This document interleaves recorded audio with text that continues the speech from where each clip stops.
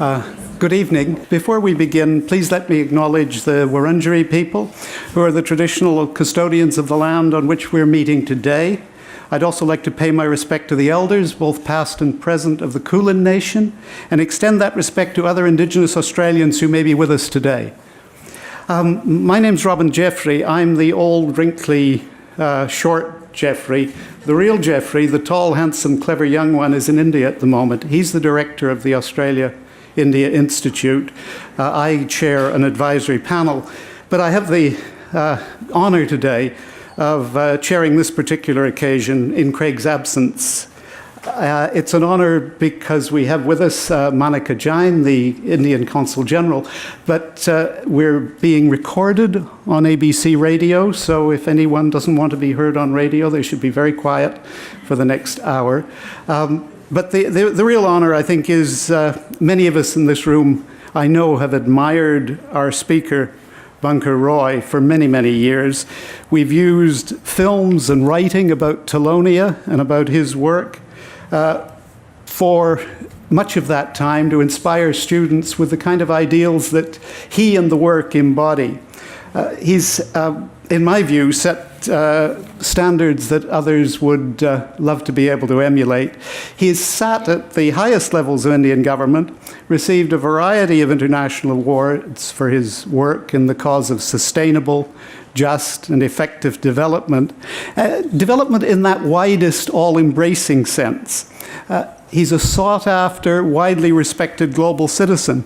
But one of the qualities that many of us most admire is his dedication over more than 40 years to the cause of decentralized, sustainable living.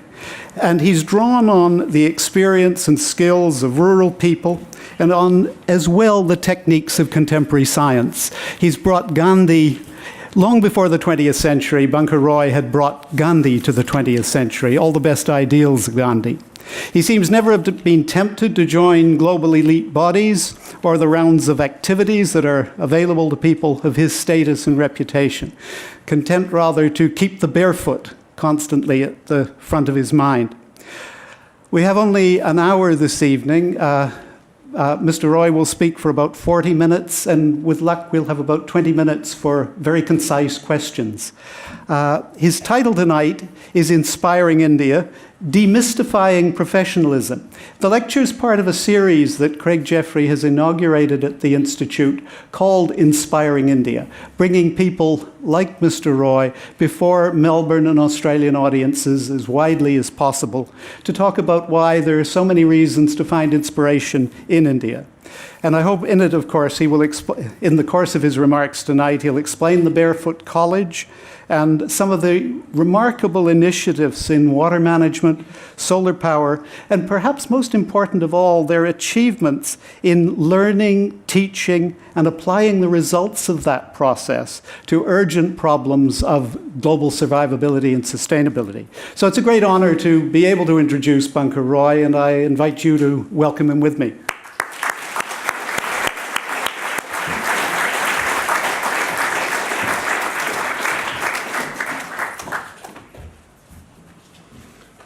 Ladies and gentlemen, I'm glad you didn't introduce me completely, but I was the Indian national squash champion. 1967, 1971. And I played all the Australian greats.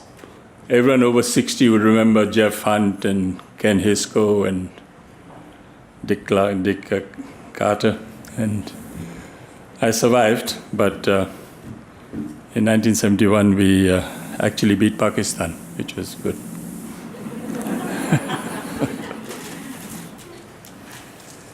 In 1965, when I was still in this very elitist, snobbish, expensive college in India, and Miss Jane will probably know this college called St. Stephen's College,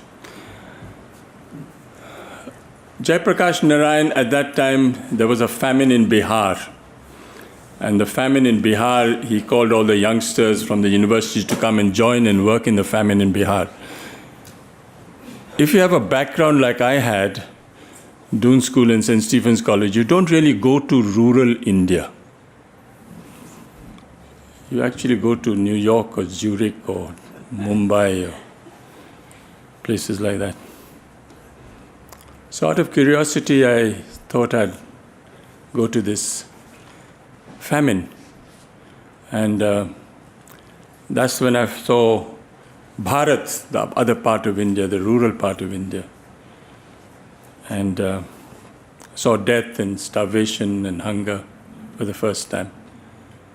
And it really changed my life. And all the jobs were waiting for me, Doon School, St. Stephen's College, Indian squash champion, all the jobs are waiting for you. And then I came back and I told my mother, I think I'd like to work in a village. Mother went into a coma. She said, what's all this? Because, all the jobs are laid out and why are you doing this? What happened? I said, well, I went to this famine in Bihar and I didn't know my own country. I'd like to see what my country is like. And I didn't know my villages, and no one actually took me to the villages.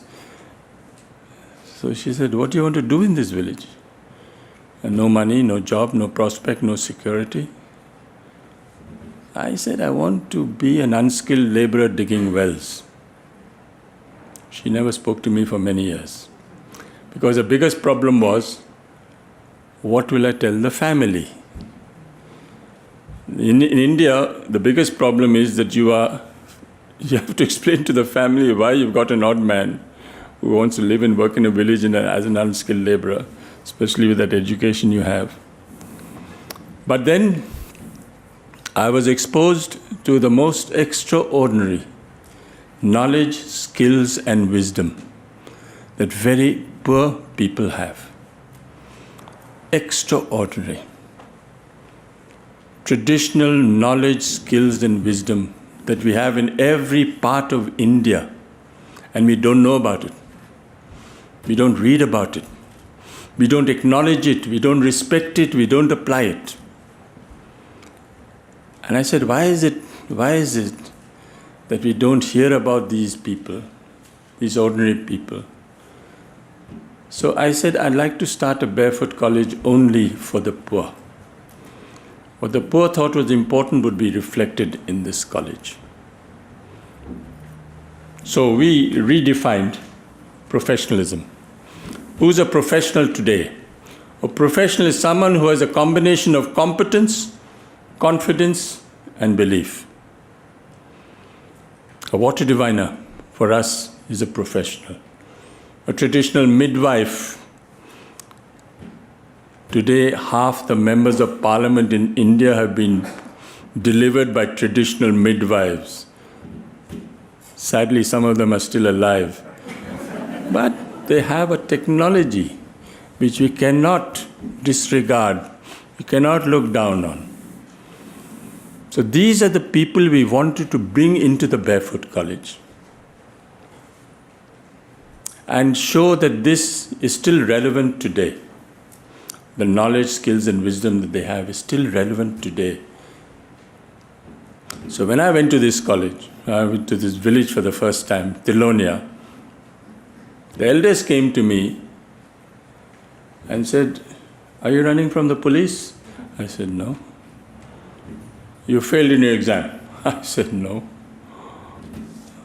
You didn't get a government job? I said, no. They said, why are you here? Is there something you're not telling us? I said, no. I really want to live voluntarily in a village, in your village, and see what I can do. So then they gave me some very professional, profound advice. They said, please don't bring anyone with a degree and qualification into your college. So it's the only college in India that if you should have a master's or a PhD, you're disqualified to come. You have to be someone who works with his hands. It has to be someone who believes in the dignity of labor. And you cannot be someone who flaunts your degree and makes yourself superior. So, We believe in this.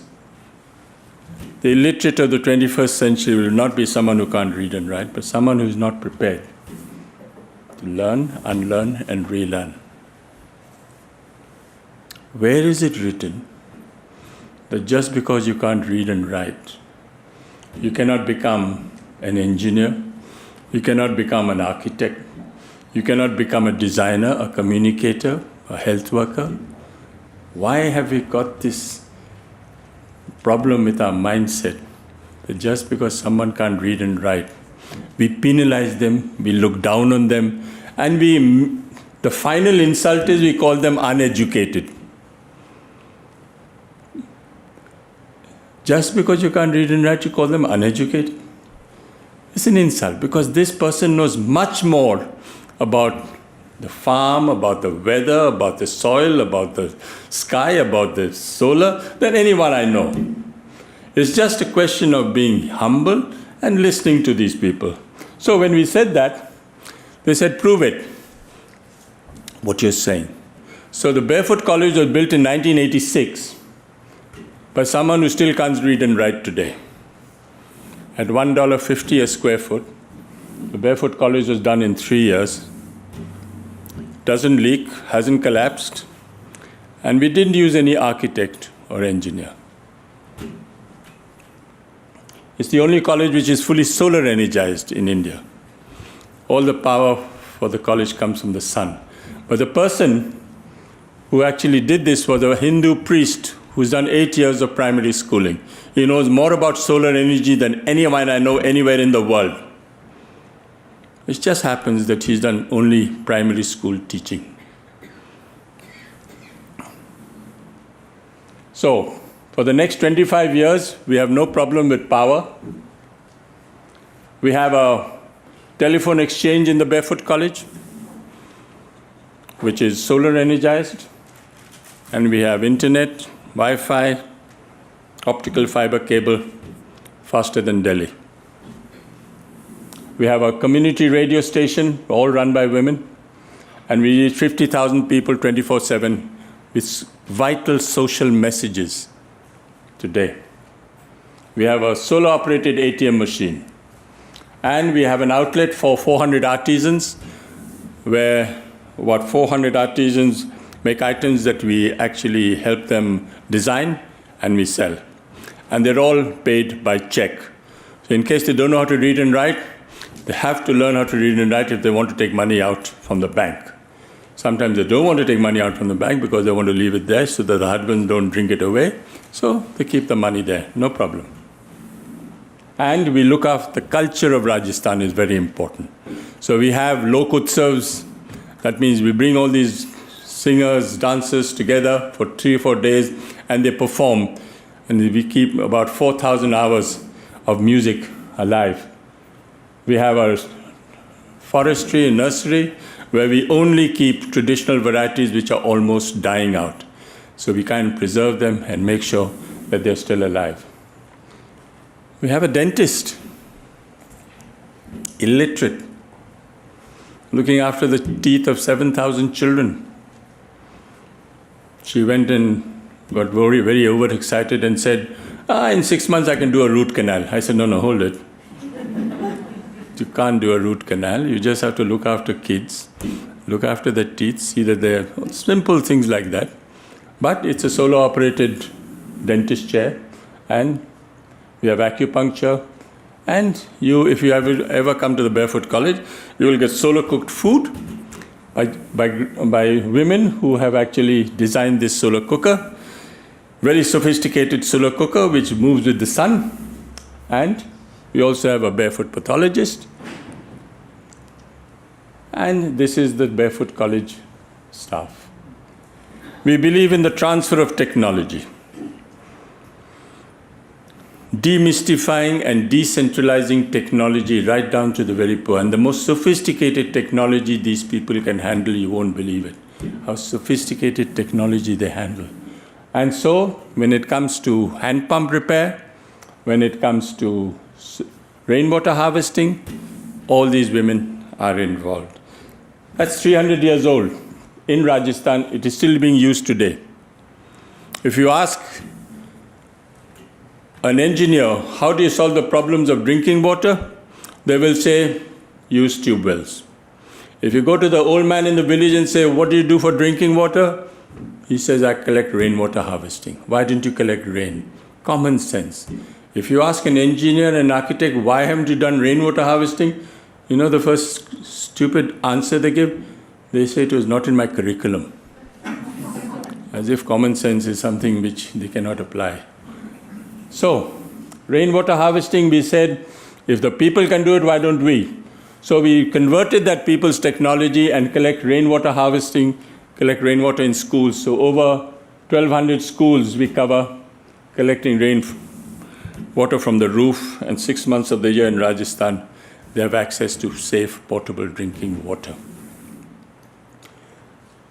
We discovered this dam about 10 years ago, very strategically located, beautiful, and we said, why don't we go to the government and see if they can actually revitalize this dam? So they sent a very, very senior engineer to have a look at the dam.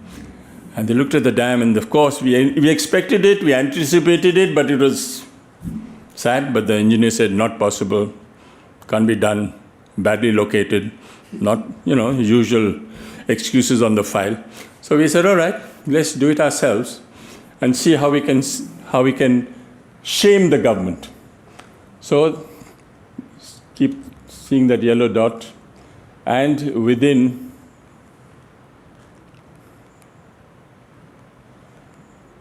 $14 months, we collected 20 million liters of rainwater, using local labor, local materials, local technology, and today over 20 villages and 100,000 people are benefiting from this because the water is going into the ground and revitalizing hand pumps which are dry, wells which are dry, simple technology of water percolation into the ground.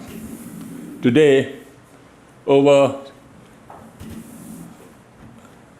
60, 70 hand pumps within a radius of 10 kilometers have got water because of that strategically placed dam.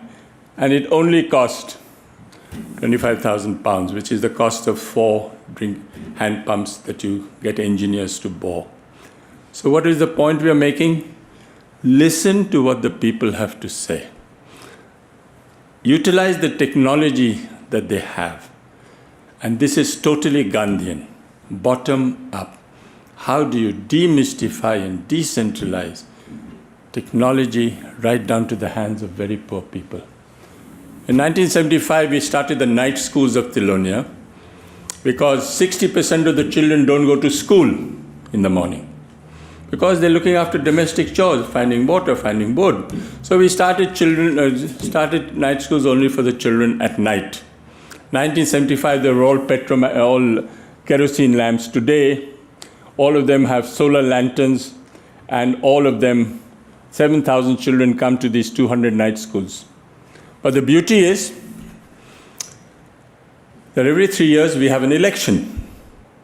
Boys and girls between 6 and 14 elect a prime minister. The prime minister today is 14 years old. She has a cabinet. She administers, supervises 200 schools. Her cabinet is very strong. We have a cabinet meeting every month to administer the school. Teacher doesn't come in time. Teacher beats a child, misuses a solar lantern, doesn't know how to use the teaching aids. The Prime Minister writes to me and said, look, please discipline this teacher. And the teacher is disciplined. So Prime Minister writing to me is a very serious letter that we have to respond to. That's her cabinet. And they actually supervise and administer schools. Because all the children, most of the 70% of the children who come to the night schools are girls, all the prime ministers are girls. Much to the regret of the boys who have to settle to be leader of the opposition or Speaker of the House. but they can't be Prime Minister.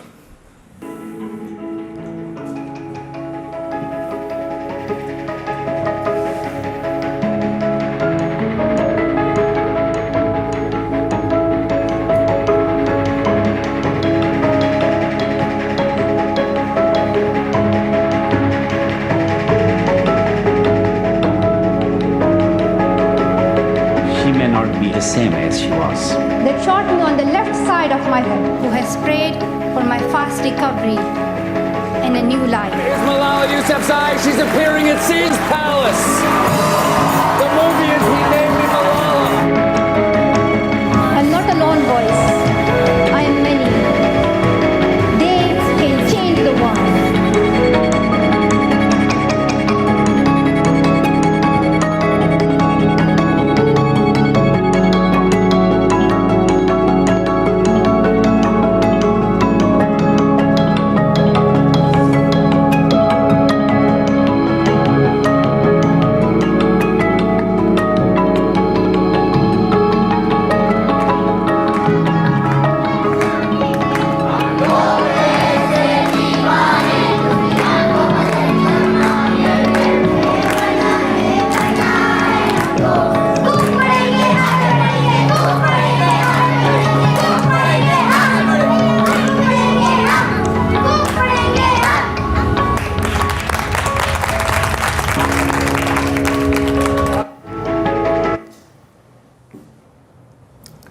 So 5 years ago, the Prime Minister went to get the World's Children's Prize from the Queen of Sweden.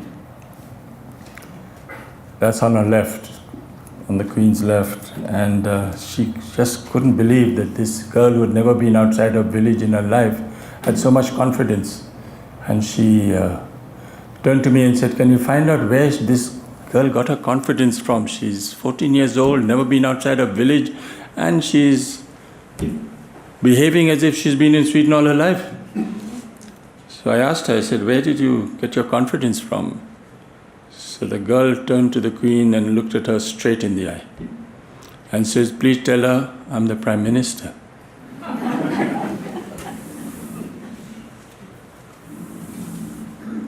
Where there is no radio, where there's no television, where there's no written communication, we use puppetry. Puppetry is, this is Joachim Chacha. He's 300 years old. He's my analyst, doctor, teacher, engineer, donor. He solves all my problems in the village. If there's tension in the village, we call Joachim Chacha. He solves it all for me. We reach about 100,000 people through these puppet shows, and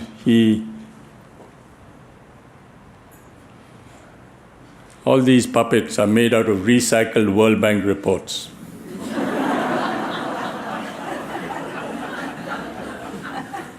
We gave one to the president of the World Bank. He wanted one.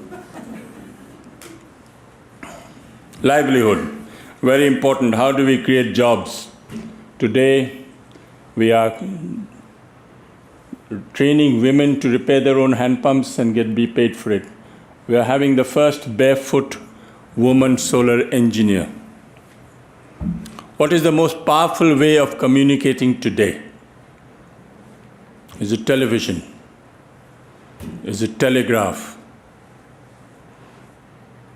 It's tell a woman. The most powerful way of communicating today. So we only train women today. And these are handicrafts items, and because of solar lanterns, these women have got 4 hours more at night to be able to generate some income. We train them in all sorts of different skills, sanitary pads, teaching and learning aids, chalk and candle making, and we are reaching solar water heaters, solar cookers, making mosquito nets. Today we are actually impacting over 2 million people, directly or indirectly. So in 2008, when we started the solar program, that's what it looked like. Today, we are reaching over 82 countries around the world, training women. We have an extraordinary collaboration with the government of India. We go to a village which is non-electrified anywhere in the developing world. We asked the community, how much do you pay for lighting, kerosene, candles, torch batteries? And they say about $10. We say, if we bring in solar light to your village, are you prepared to pay $10? And no one objects. Are you prepared to give us a little building as a community contribution where we can do some repair and maintenance? They're mystified. Yes, you can. Are you prepared to have a solar committee to collect all these contributions? Yes.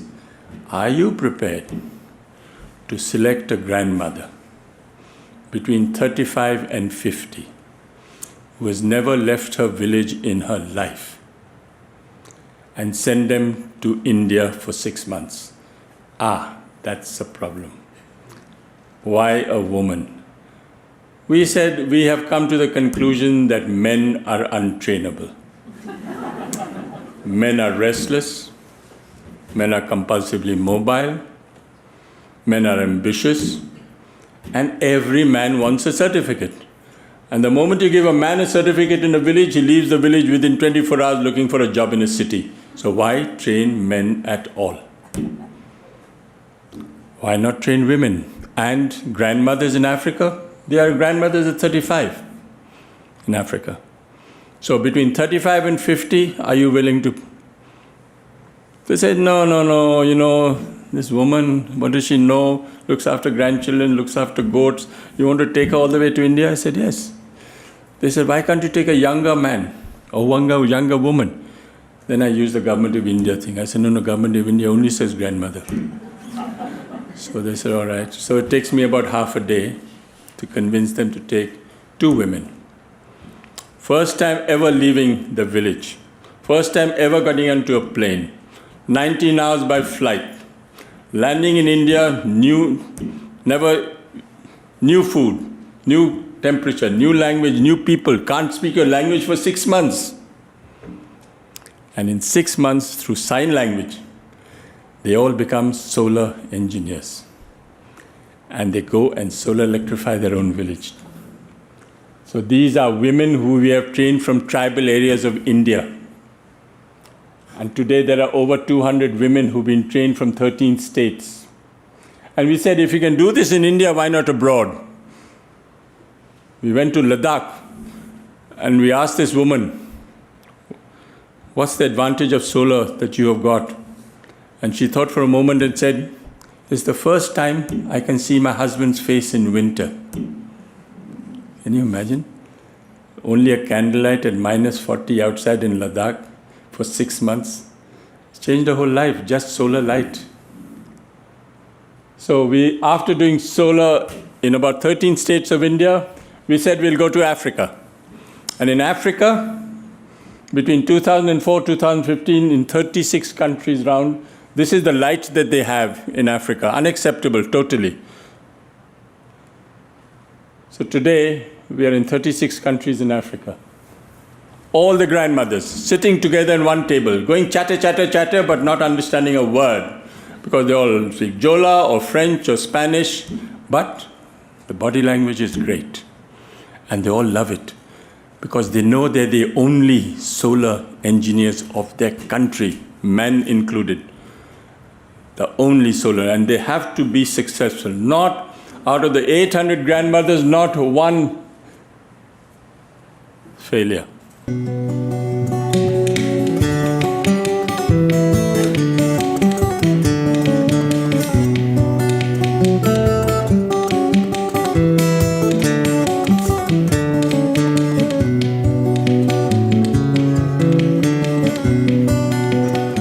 This is a true story about ordinary heroes. This is about very simple rural women in Africa, from Ethiopia to Gambia, from Mauritania to Tanzania, from Sudan to South Africa. A quiet revolution is taking place. Illiterate and semi-literate rural women, most of them grandmothers, who have never left their villages in their lives, are proving the impossible is possible. By their hands-on approach, they are baffling high-powered engineers, universities, donors, development planners, and paper-qualified experts. by demonstrating incredible sophisticated technology skills and exposing the fundamental inadequacies of the rigid theoretical formal educational system. Without using the written or spoken word, they have come to India to be trained in 6 months to be solar engineers through the use of the sight and sound, unlike the universities and other urban-based training courses that are all theory and no practice. It is not surprising these women know more about practical installation, fabrication, repair and maintenance than any paper-qualified certified solar engineer in any university or engineering college in Africa or India after 5 years. After 6 months in India, using only sign language while training, they know no theories of physics, electronics, mathematics. All the women sitting together on one table learn how to assemble charge controllers and inverters, how to establish a rural electronic workshop in small rooms donated by the community, install solar panels on the roofs, connect them to deep cycle batteries. In 2011, the President of Sierra Leone has constructed the first barefoot training center in Contaline in Africa, where now these 12 barefoot women solar engineers will train 150 grandmothers from all over the country. Poor communities in all these countries in Africa have agreed to pay what they now pay for kerosene, candles, wood, torch batteries and diesel. Depending on their economic status, they have agreed to pay between $5 to $10 a month per solar unit. This is a fundamental breakthrough because nothing should be free. 214 solar grandmothers has of today solar electrified 13,000 houses in 186 villages. The first technically and financially self-sufficient solar electrified villages in the whole continent of Africa, indeed the world.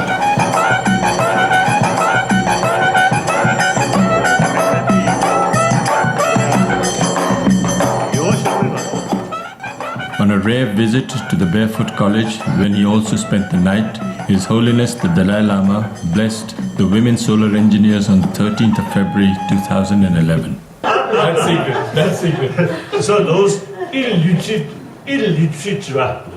villagers, even grandmother, is physically also a little bit old and illiterate.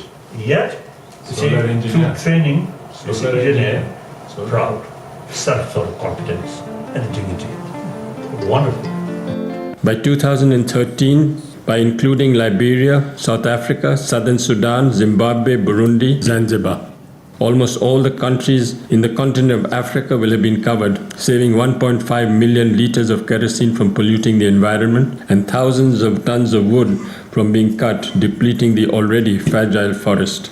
The Indian government has approved the proposal to establish 5 barefoot training centers, solar electrify an additional 11,000 houses in 200 more villages spread over the whole continent of Africa. Sitting in Tinjamban and there's a light of India. We're very happy tonight because it was very, very dark in Tinjamban before. There is no question. The barefoot approach is here to stay. What Mahatma Gandhi said comes to mind. First they ignore you, then they laugh at you, then they fight you, and then you win.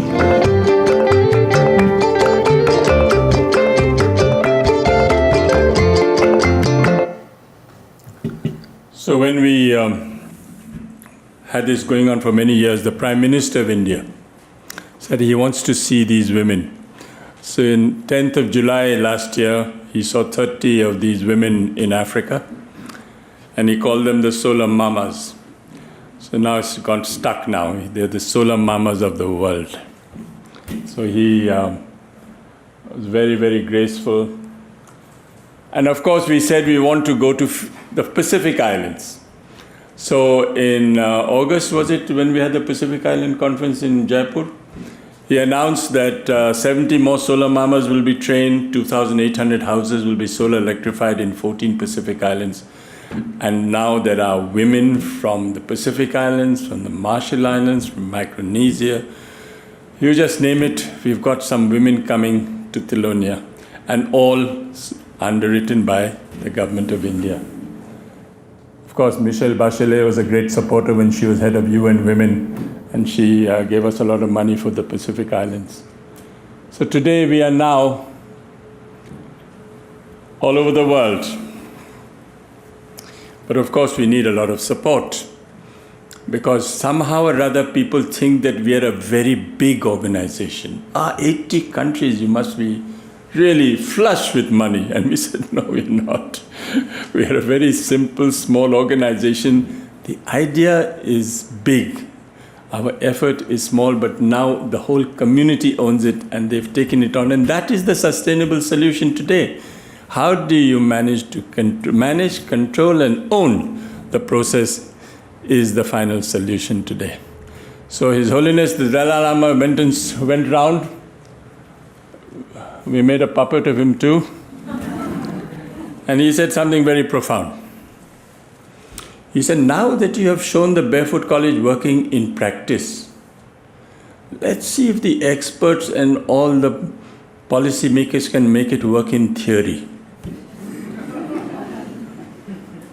We're doing everything wrong. And yet it seems to make a difference. We're not following classical examples of development, and yet because we are showing our faith and trust in very ordinary common people and giving them the opportunity and space to work, that is the final solution today. Thank you.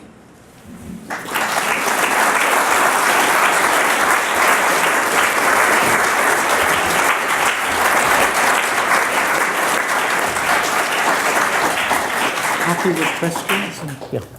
We've got about 15 minutes, and I think we'll probably take 3 questions and then let Mr. Roy respond to those, and then another batch of 3. But who would like to begin? At the very back, the lady there? Or sorry, no, only saw the gray hair. Sorry. That's fine. Yes, Mr. Bunker, thank you for the... When you do ask, because it's being recorded for various broadcast purposes, please stand up, please say your name. Yeah, I'm Hans Baer, an anthropologist here at the university, actually in the Development Studies program. And what you're doing is very admirable.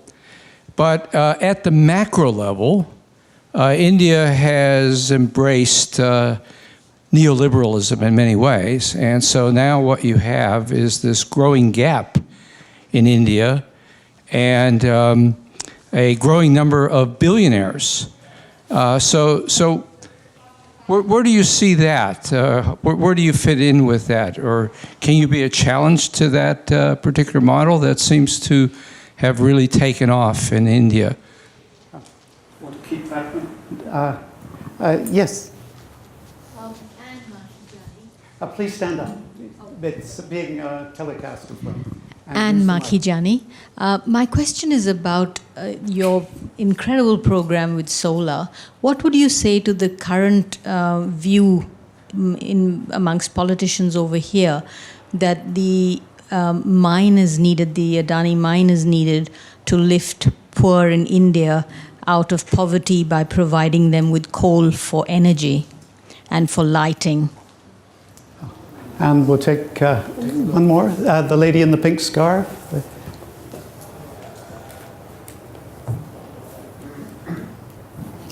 Thank you very much. I was in Tilonia in 1976, so it's good to see you at the coalface still.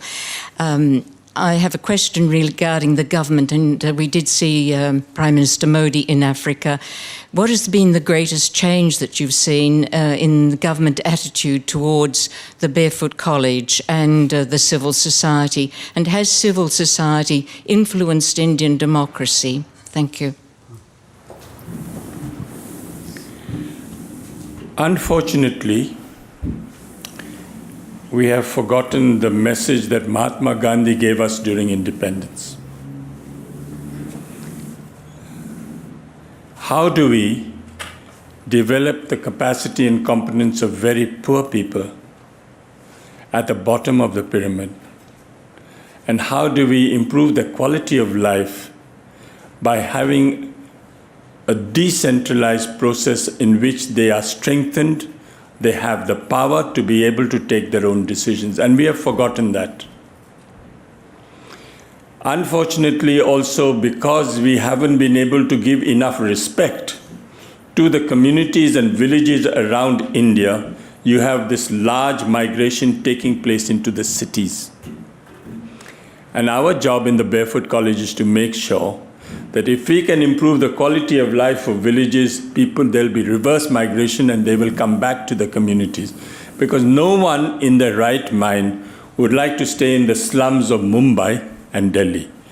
The biggest problem is that they're ashamed to go back because they feel everyone will say, what have you done? You're not successful. You went all the way there. You wasted your time. So they are ashamed to go back. How do we develop that self-respect and self-esteem in them to say that going and living in a village is not a punishment? In the bureaucracy today, if you go to a village, it's called a punishment post. How do we change the mindset of people that this is happening? The gap is definitely widening. I went for 5 years to the World Economic Forum in Davos. And all the people, billionaires, coming to Davos, saw me. They were in school and college with me, for God's sake, 30, 40 years ago, and they're all billionaires now. And they look at me and said, what are you doing here? I said, I'm sorry, I was invited by Klaus Schwab. Klaus Schwab invited you? How does he know you? I said, I don't know how he knows me, but actually he invited me to here. And the second stupid question these billionaires asked, did you pay for it? I said, no, I didn't pay for it. You came in free? I said, yes, I came in free. And I had to pay 700,000 Swiss francs to come here for 4 days. How did you manage? Look at their mindset. These people can only think of these things when there is a global movement on CSR, corporate social responsibility. Not one of them who was in school and college, when he came up to me and said, Bunko, let's do something together, because that is the mood today. Not one. So we have a big problem with the billionaires in India today. If the billionaires were actually self-conscious and they were human, we wouldn't have to go and get money from abroad. They have enough money in this country, but they don't have it in them. Sorry to say, they may have been to the best school and college in the world, but they don't have the compassion, they don't have the tolerance, they don't have the patience. And that is our problem in India today. I believe that you have the problem in the solution in India is to decentralize. Go right down to the household level. Not even today, you have centralized schemes today which are supposed to be distributing power to these villages. It will never work because you haven't taken the community into confidence. The moment you put in one panel on every roof of every man's or woman's house, then it will work because they will own it. So this centralized system we are not in favor of. Whatever Mr. Adani might say, I don't believe him. So we have a problem. But we are a democracy. We can disagree, agree to disagree with his way of doing it. But I don't think that's the solution to the rural poor. It has to go right down to the household level. And the household must take ownership and control and look after the repair and maintenance. And that is where we have a big problem with the government. Because the government looks at centralized schemes, big schemes. And we are saying go decentralize, go small, go little, go to the most inaccessible villages. Today it is costing the government $100,000 a kilometer just to take conventional power into a village. Unacceptable today, can't be done. And yet at the end of the day you might have power cuts. So why don't you go and decentralize today?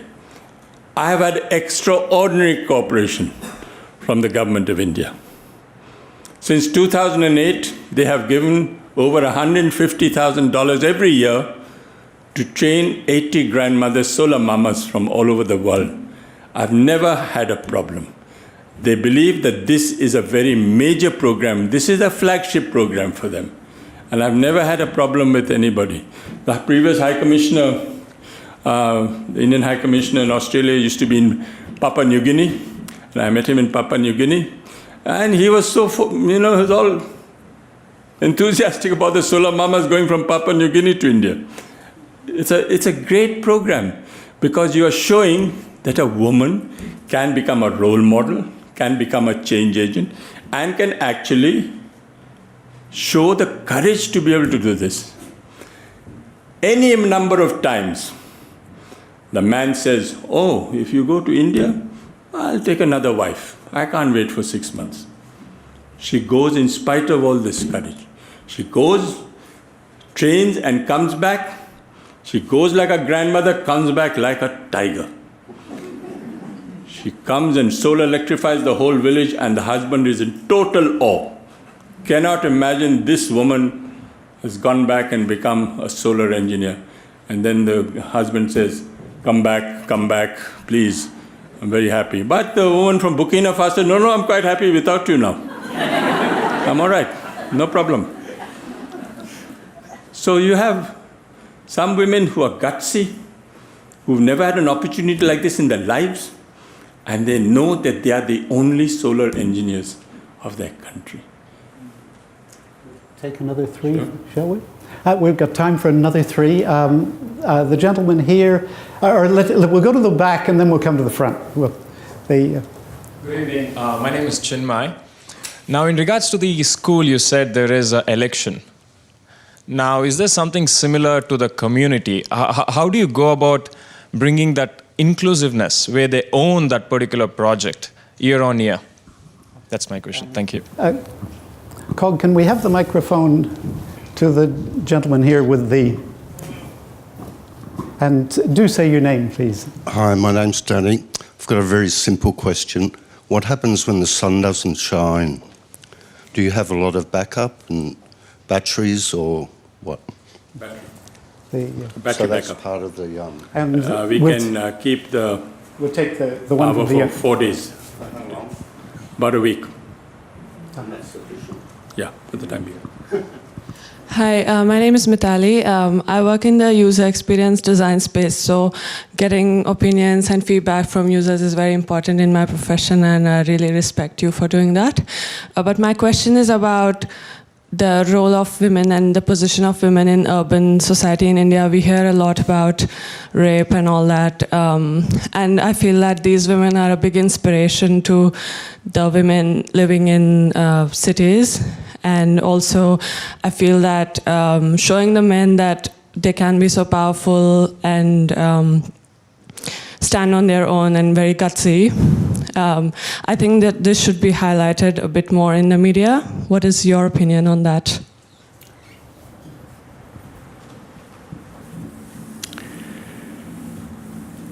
You can't have an urban solution to a rural problem. You have to have a rural solution to a rural problem. And there are rural solutions to a rural problem, and we haven't even identified and respected and applied that on a large scale. I think there are role models today in villages for very young people, young girls for the first time, and it needs to be publicized. Yes, we are sometimes over-publicized, the barefoot model. I don't know if you've read about. I think we're sometimes over-publicized about what we are doing. And in India, of course, if you're too successful, there are lots of people who want to pull you down. So it's nice to have a low profile. It's nice to have a low profile and not publicize too much. That's our policy, and it's worked so far. So when someone says, Tilonia, never heard of you, I said, great. Couldn't be a better testament than that. Don't want to be heard of too much. But if anyone wants to know, they find out. Lots. I have a great advantage because most of the secretaries to the government of India and the secretaries in the Ministry of Foreign Affairs and in the Ministry of Government of India were all probationers when they came to Tilonia, 1975, 78. So I have an advantage because I can walk in and explain my position a bit better than others. Night schools. The biggest problem of education today is that they are not relevant enough. We are teaching them something about the country rather than teaching them something about their own village. So we have a curriculum which is teaching them more about their institutions, about their own village level institutions. And we believe in the night school that everyone is a teacher. It's not the job of a teacher only to teach. Even an artisan, a weaver, a traditional midwife is a teacher. And they have to come to the schools and talk about their skills, because this is how you broaden the horizon of some of these kids who think that only a modern education is required. Actually, they have to know more about their own village, which they don't know more about. And the night school is one way of doing that for us. Not enough, but it's a way forward. And now they're all going digital. Most of our night schools are now digital night schools. They're teaching them on iPads, beyond my comprehension, but I think this is the sign of the times. Our floor director says we can take 2 more questions, and he's got one there. Did I answer them all? Was there one in which I hadn't? The other question was the batteries. batteries, the backup. And we'll take that one, and 1, 2, and 3. Please stand up. Yes. Oops, sorry. Hello, my name's Sai Gorman. My question, firstly, thank you so much. Very inspired. My question is more of a proposal, an imaginary proposal. We have a fairly backwards government with regards to funding clean energy here, but there was something that happened recently in Adelaide where they lost a lot of power, and they're in talks with Elon Musk around creating large solar battery farms in Adelaide. It's still in discussion, but I would love to see you and Elon Musk do a project with Central Australian Aboriginal communities. Have you in any way thought, forgive me if I'm unaware of any work that you have done with Australian Aboriginal communities, because we have such a wealth of amazing traditional cultural knowledge here that is so underutilised. But yeah, that's it, yeah. Carl, next one. Yeah, hi. My name is Kiran. I would be keen to know about the industry integration in this project, because some of this is coming as solar circuits and things like that. So is there an industry component to this as well, this project? And Koch, could you please bring the microphone up to the front?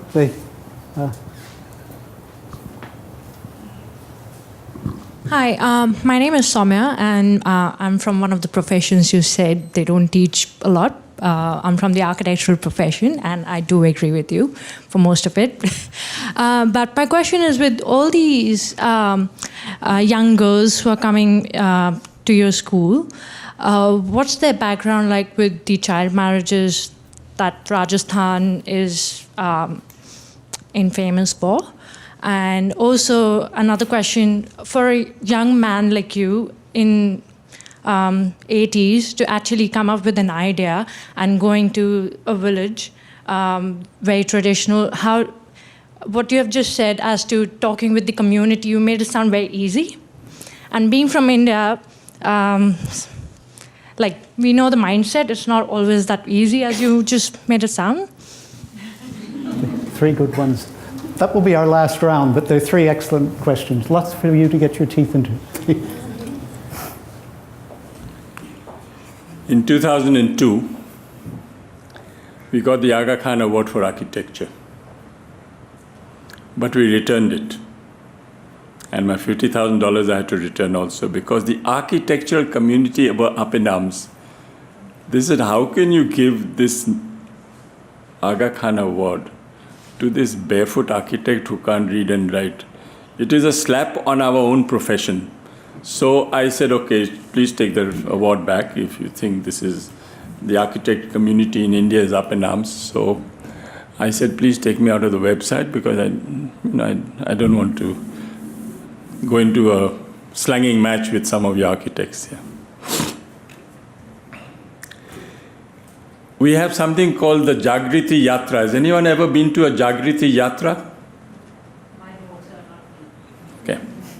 It's an amazing journey of about 1 month, where youngsters, from about 400 youngsters, get onto a train and they go all over India, showing these youngsters that there is an alternative possible. There is some hope in this country. It's not all grim and bad and doom and gloom. So all these youngsters come and they finally, before they go back to Bombay, land up in Tilonia. So these 400 people, I asked them one question. And please tell me if I'm right. Are your biggest problems your parents? And 99% raised their hands. There's something wrong with our educational system that you don't allow your son and daughter to think independently and to do what they want. Today we have 12 State Bank of India fellows with us in the college, and all of them have problems with their parents. Why is that? They're supposedly gone to the best school and college, and yet the parents are bringing them down. Hassles about marriage, hassles about good jobs. What are you doing in the middle of a village, in the middle of nowhere? And they're all ringing me up and say, what have you done to my daughter? He's sleeping on the floor. You know, all these outrageous things we learn from so-called decent parents. I have a big problem with the parents. What do we do? How do we re-educate the parents to say, let the son think and do, or the daughter think and do what they want? But no, ingrained in us, ingrained, that if I can't become a doctor, I'll make my son a doctor, or I'll make my daughter a doctor. What is this insane way of looking at this? Our education system is really very screwed up, sorry to say. So we have a big problem in, there is an alternative way. I don't want to be in the IAS, I don't want to be in the Foreign Service, I don't want to be a businessman, I want to do what I want to do. Let me be. No problem, it's a big problem today. What is the other question? I'm sorry. The comment about your work with Aboriginal people in Australia. I have been several times to Australia, and I have challenged a lot of people in the universities and planners, saying, please, I would love to take 2 Aboriginal women from a non-electrified remote village in Australia to India. And I would like to say that it is possible to train these people. We tried some villages next to PNG, that's a very remote part of Australia, and they say something extraordinary to me. They say, you know, these Aboriginals are so pampered, they don't want to do solar. They're getting like conventional grid, they're getting diesel generation, which is free. Why should they want to learn something about solar? Am I saying the right thing? Am I getting... This is the reaction I got. So I haven't been able to get 2 women from Aboriginal community. If any of you can help me out, great. The Consul General is here. I don't know, is Australia covered under ITEC? So you're too developed. You just can't get an Aboriginal woman unless you pay for them to come to Tilonia. What was the last question? There was one, sorry. Industry. The solar industry is struggling in India. There are many, many companies which are producing solar panels and batteries, and they're not being able to get enough markets. And we have a vast choice in India where we can get the solar panels and batteries from. Previously, there wasn't. There used to be a monopoly called the Central Electronics Limited. Now the private sector has come in big way. Now, because the Indian government has also signed up on something called the International Solar Alliance, that's coming up very big. And I think the International Solar Alliance is speaking to us to find out how we can take it down to the remotest, smallest communities. We are only looking at that, the decentralized, demystified, Gandhian approach to involving communities to take their own decisions. How difficult it is to make something so simple conveyed to the bureaucrats. Impossible. They just don't get it. Difficult problem. But we're struggling. We're not giving up. I'm sorry, but I think we do have to close. But I know you'll, just by the kind of rapt attention that's been given to Bunko Roy for the last hour, I can tell that you appreciate what we've just heard as much as I have. Thank you so much. The series is called Inspiring India. I think you've inspired everybody here tonight. And you come back again and again to the notion of respect and dignity that comes up in so much of your work. Treat people with respect and you impart dignity, and that's the beginnings of change. And you've been doing that for 50 years now. So thank you so much. I know the audience will join me in applauding you.